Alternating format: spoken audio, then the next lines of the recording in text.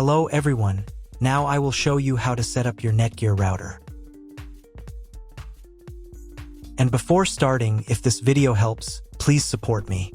I donate half of all donations to shelters. You can find more details in the description below. So the first thing that you will need to do is to turn on your router. Take the power adapter. Plug one end of the power adapter into an outlet and the other into the router.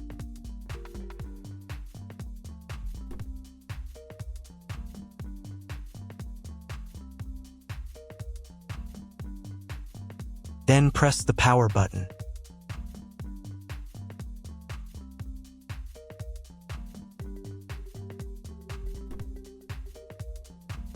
When the router is turned on, the power indicator will be lit.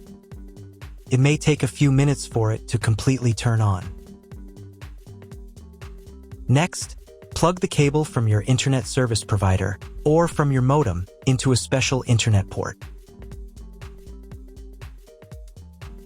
Now you need to restore the router to its factory settings. Hold down the reset button on the router for 10 seconds. Wait until the indicator lights on the router start flashing. At times, this button is found inside the router casing to prevent it from being pressed by mistake. In this case, use a slim object to press it down.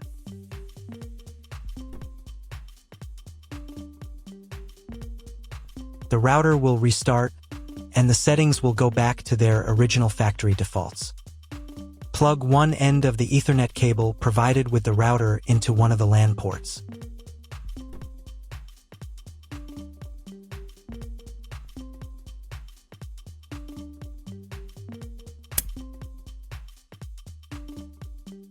And plug the other end of the cable into your computer's Ethernet port.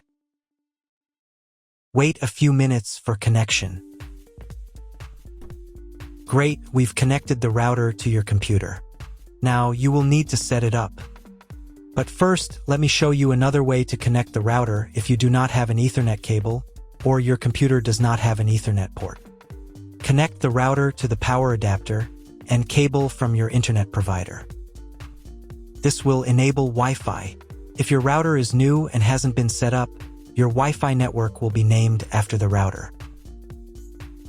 Your router has a unique Wi-Fi network name and password printed on a sticker.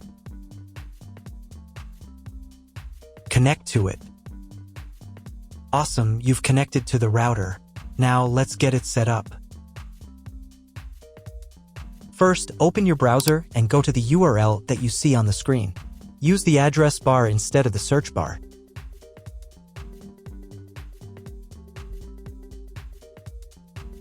Then click here.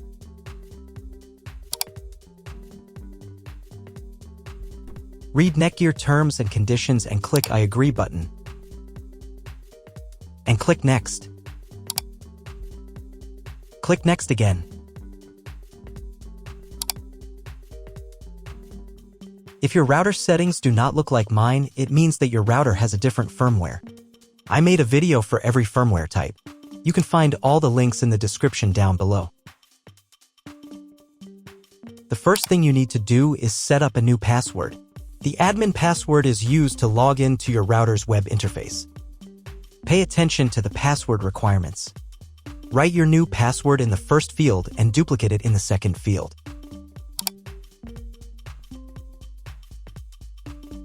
Then select 2 security questions and write answers for them. You need them just in case you need to reset the admin password in the future.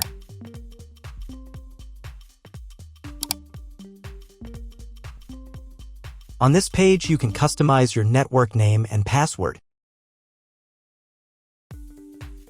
Click Next.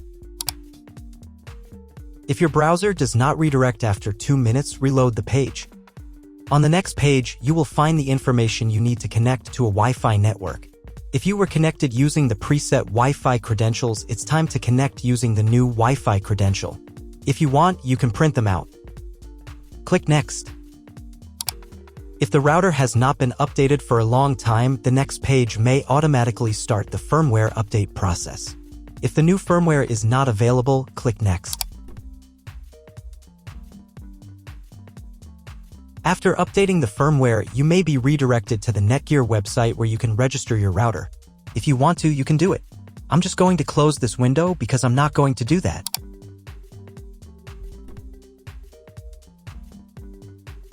Log into the router's web interface again if you were logged out of it. Enter the standard username, admin, and password that you created a few minutes ago. Press Sign In button.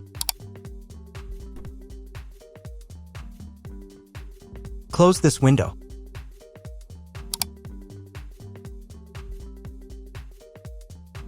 In the top right corner, you can change the language of the router's website interface.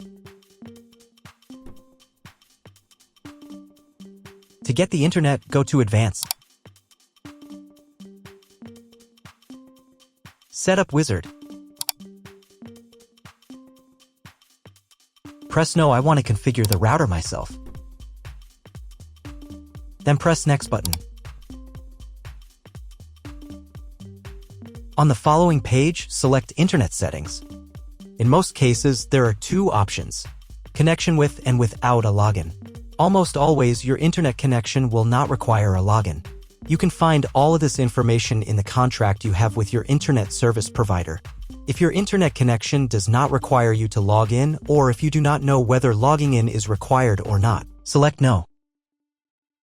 Leave account name and domain name unchanged.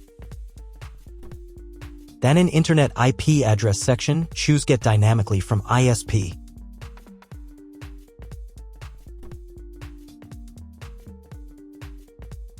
In the DNS section, select Get Automatically from ISP as well.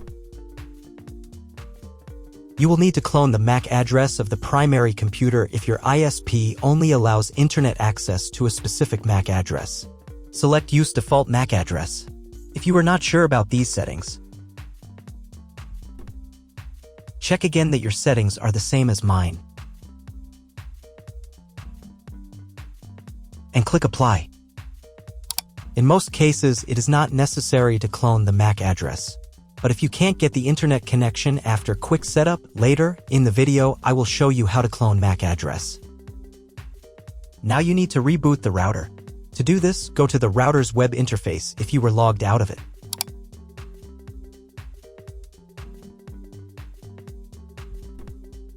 Go to Advanced. Advanced Home. Click on the Reboot button. And click Yes. After restarting, wait a few minutes and try Googling something. If it doesn't work, check all the cables. They must be connected properly. Then log into the router control panel again.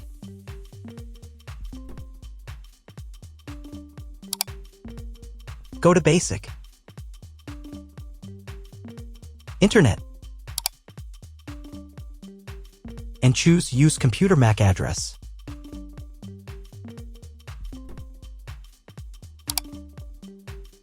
Click Apply button.